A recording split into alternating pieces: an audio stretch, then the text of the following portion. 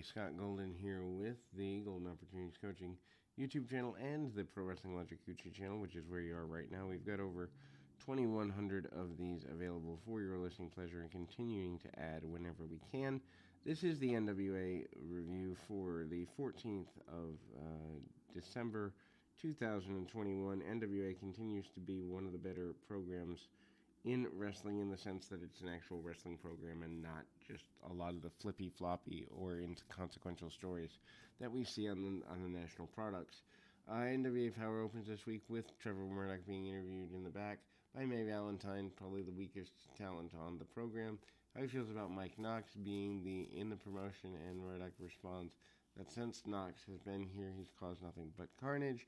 Murdoch then was asked how he feels about Matt Cardona being in the NWA. He responds by saying that Cardona seems to enjoy showing up in promotions randomly and putting himself on top. He and Cardona is waiting for him to falter, but he wants him to come to him face to face. Joe Galley, Tim Storm, and Velvet Sky on commentary. Tom Latmore promo. Kyle Davis is there to interview Latmere. Camille and Chris Adonis from Strictly Business. Latmere grabs the microphone, trash talks Nick Aldis. Says the things between he and Aldis will never be over until he reads Aldis's name in the obituaries. Neither Adonis nor Camille had anything to say about this. Judas and Father James Mitchell promo. Lots of promos this week on the NWA. Davis interviews Judas and Mitchell.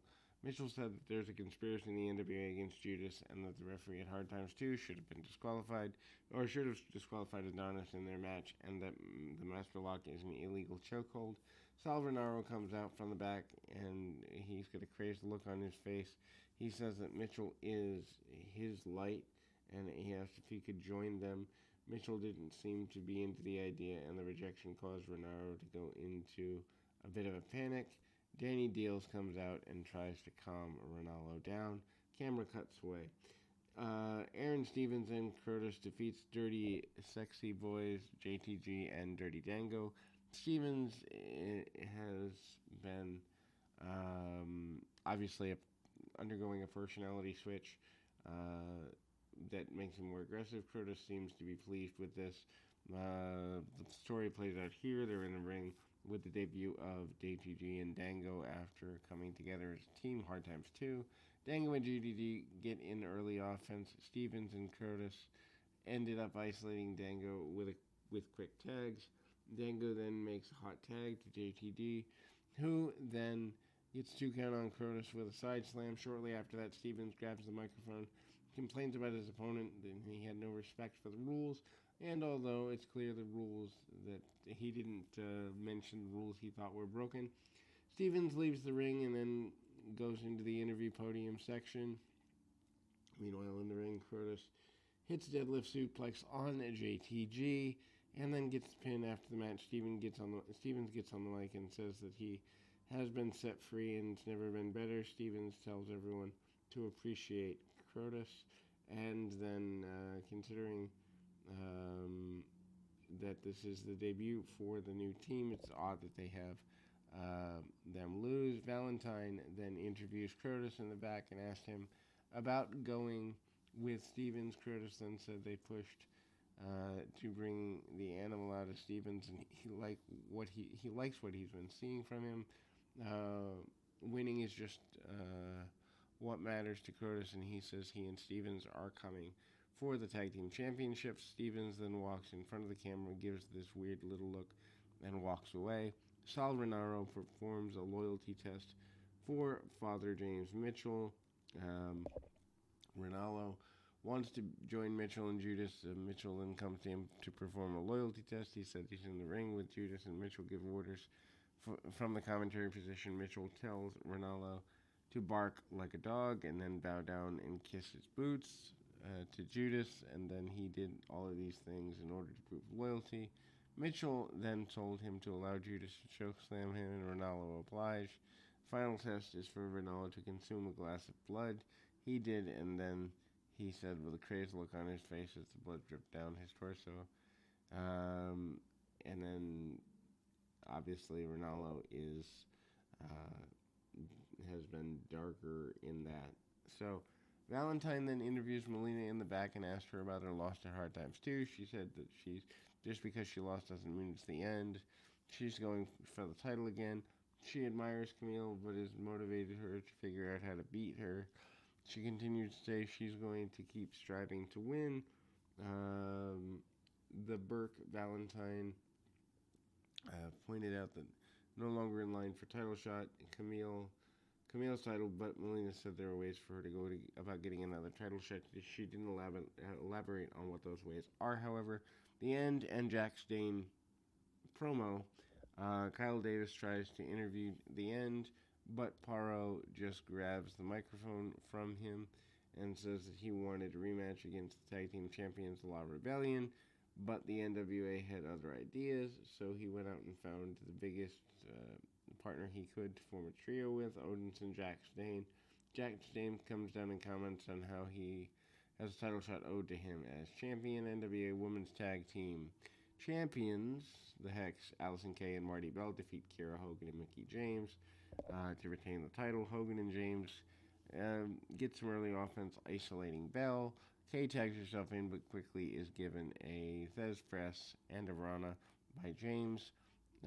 James is the one calling the shots for the team as the commentators bring forward. The Hex then isolates and work over Hogan for a period, double team moves, and quick tags.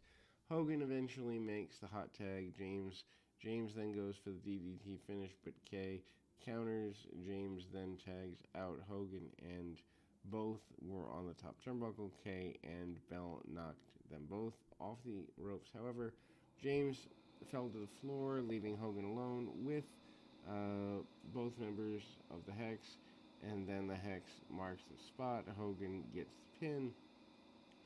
The Hex comes off and heels get things a bit more, and then smattering of boos from the live crowd, and then they win. They didn't cheat at all, and it didn't feel like the start of a turn, but their double teaming of Hogan comes back somewhat heelish. Crowd clearly behind Hogan and James. Hex seems like they could hold on to the belts for a while, because it doesn't really seem like they have that many teams. Anyway, so after the match, Latmire and Camille come out to taunt James. The camera cuts back to the ring where James and Hogan are seen arguing. Hogan's upset that James told her to go to the top rope, which ultimately led to the loss. Hogan then leaves the ring, leaving a sad and disappointed James alone. Natalia Markova promo. Valentine attempts to ask Markova if she thought it's okay to interfere in the match between Genocide and Paloa Blaze last week. Markova then wants to congratulate NWA for signing her, however, and she storms off. Austin Idol, Black G's, Jordan Clearwater, Titus, and Rashid Raquette promo. Idol presents the name of Black G's and announced that he is the new junior executive of Idolmania Sports Management. G's says it allows him to sign and scout talent, and accepted his first signee into the group, Rashid Raquette. Jeeves then promises Cryon that he has something special in store for him. William Patrick Corgan promo. Kyle Davis interviews Corgan and says that he's taking heat in the back for bringing in Mike Knox. Corgan talked about how Knox injured the Pope at Hard Times 2, but he stands by his decision to allow him to compete in the NWA. Matt Cardona and Mike Knox promo.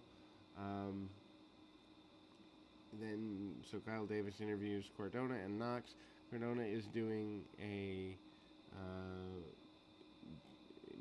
deal where he doesn't really have any ill intent coming out of the end of Hard Times 2. He said he just wants to see his buddy Trevor. He's talked about how he's old friends, but Murdoch didn't seem happy to see him recently for some reason. Cardona then calls Knox his best friend and says he has to get involved with the Pope. Sneak attacked him. Cardona then said he only picked the NWA title afterwards to see if it really did weigh 10 pounds. Knox said that he's supposed to wrestle the Pope tonight, but that he's not there because he's injured. Instead, Knox issues an open challenge. Knox then goes on to Mims.